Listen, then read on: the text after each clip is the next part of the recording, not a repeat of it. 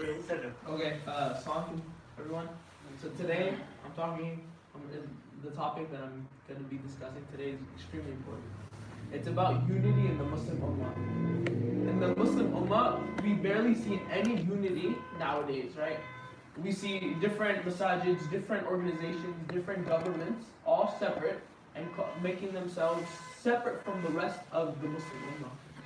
Right, we have the Saudi Arabian government, we have the Pakistani government, we have over 50 Muslim countries in the world that are not united, right? They do what they want for their personal benefits, right?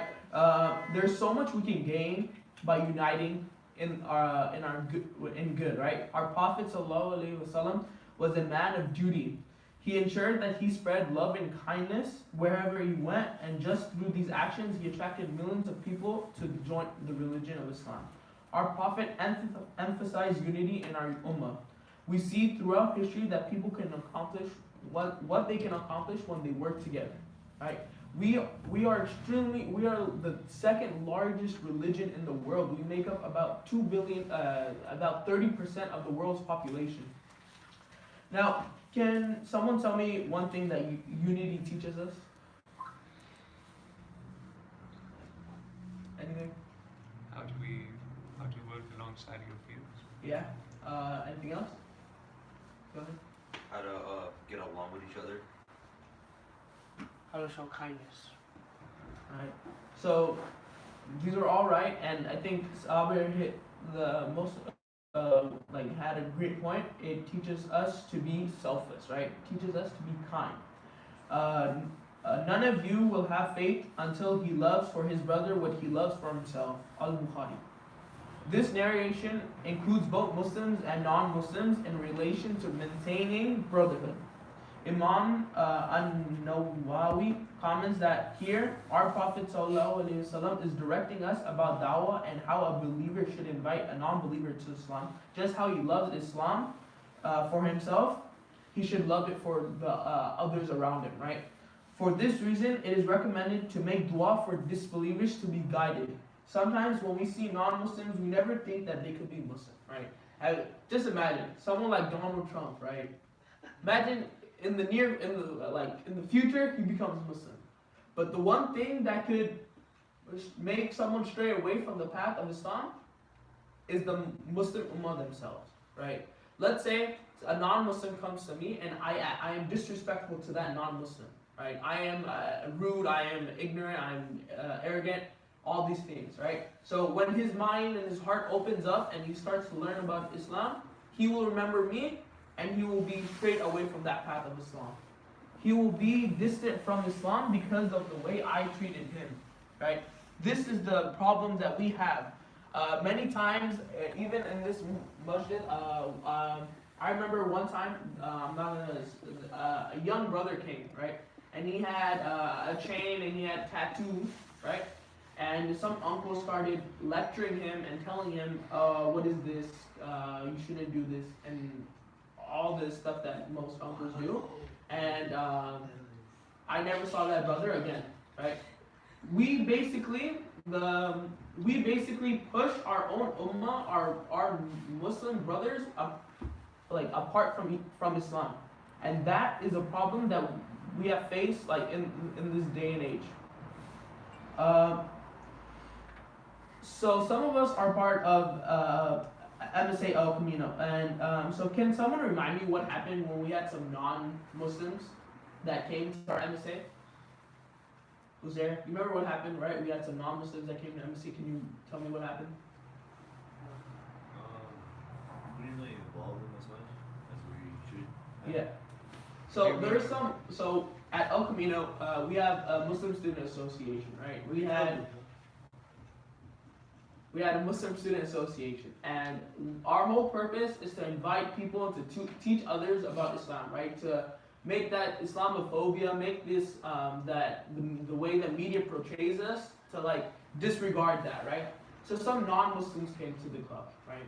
And we had games, right? We had Connect Four, Jenga, Monopoly, and some Muslims came up to me and they're like, why are they here, right? These Muslims were saying, why are the non-Muslims here in this Muslim club? That was a very, like, not only that, that kind of like shocked me, because we always talk about how Muslims are persecuted and are always saying that how we're like neglected and left behind. But when it comes to our duty, our responsibility, we do the same thing that others do to us.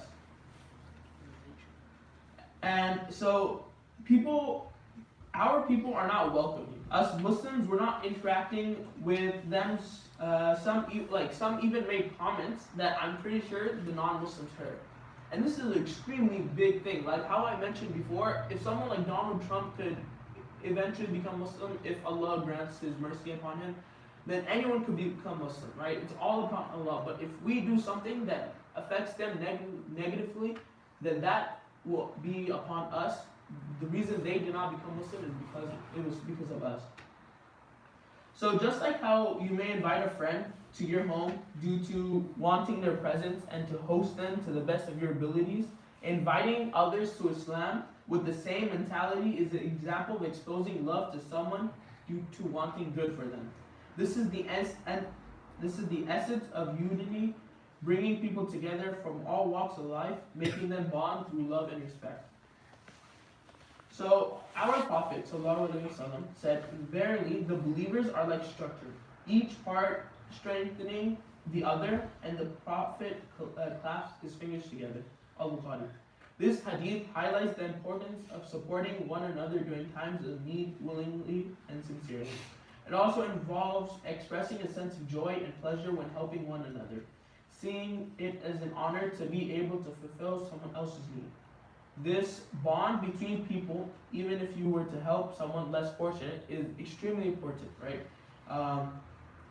Though you may not know the person, just by helping him will naturally like have some sort of love for you. So like when you help someone and you see that they're doing well and that you help them, how do we feel when we help someone, right? We feel happy, we feel that, oh yeah, we helped them, right? So we should have this mentality for everyone, right? So keep in mind that, right? Now, I mentioned this before. How many Muslim countries are there in the world? Right? I mentioned this. Right? Around 50 Muslim countries, right? About 22% of the world's population. Now, can anyone tell me how many Muslim countries stood up for when the Muslims in China were being put into camps? None. Right? None? Or how about when Rohingya Muslims were being were being massacred? Right? How many? No, none. And countless other horrendous acts are being happening to Muslims. And so why aren't the Muslim countries standing up? Because they're not united. There's this effect, right? There's a scientific name for this. I can't remember this, but it's when there is a okay, so let's say you're in a group chat, right? You're in a group chat and someone says, "Oh, I need help." Every single person in that group chat will be like, "Okay, he's not talking to me, he's talking to someone else." Right? If I don't help him, others will help him. Now, if every single person has that mentality, the next person is going to help him. It's not my responsibility. No one helps that person. This is the same thing that is happening in the Muslim Ummah today. There are countries that are saying that this is not our responsibility. The next Muslim country will help them, and we will back up. Right? That is the problem that we are facing today in the Muslim. We have like hundreds of Muslim organizations. We have hundreds of tens or Muslim countries in the world, but none of us are standing up to help those who are actually in need. So, when something happens, when a non-Muslim does a horrendous act, right? Like if someone shoots up school, do all the white people have to say "I'm sorry"? Right? When a Muslim does something, I have heard from many people that many Muslims that they feel like they have to apologize for what someone else did, right? but they didn't do it themselves, right? So how come it's like we have to apologize, but the others don't have to? And one thing is because we are not united, right? If we were united, no one would dare say, "Oh, this is your fault." We would be like, all like 2 billion Muslims, this is all our fault. No, right? The whole purpose of being united is so that no one can touch us, right?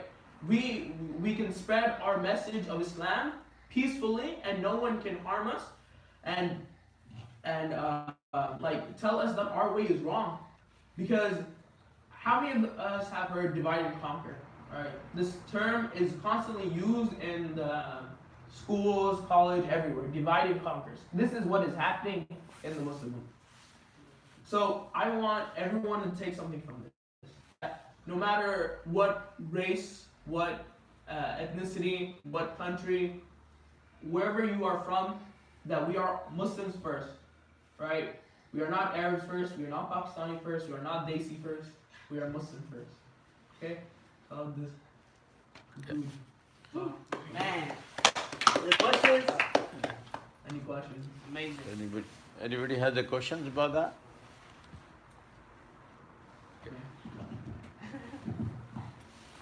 Comments? Do you know any surah in the Quran that talks about unity? Or a hadith of the Rasulullah sallallahu alaihi wasallam? Here's the last you mentioned. Yeah. Okay.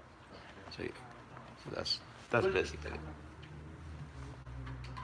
So if you want to conclude that dua or something.